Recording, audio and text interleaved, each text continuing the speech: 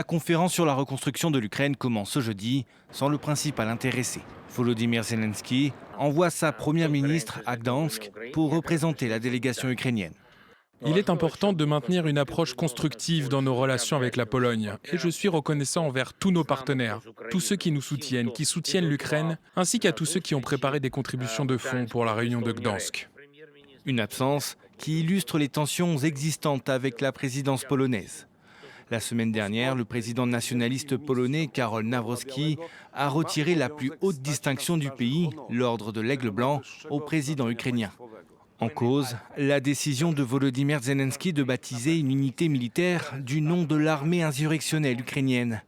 Or, cette organisation nationaliste fondée en 1942 est accusée en Pologne d'être responsable de la mort de plus de 100 000 Polonais.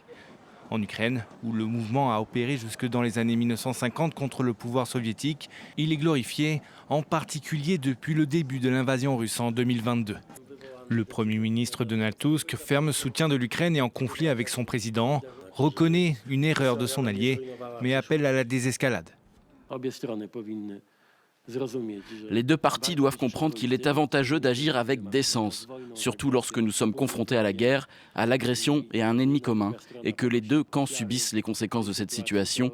Il est payant d'agir correctement. La Pologne a toujours été en première ligne dans l'accueil des réfugiés ukrainiens qui se comptent en centaines de milliers.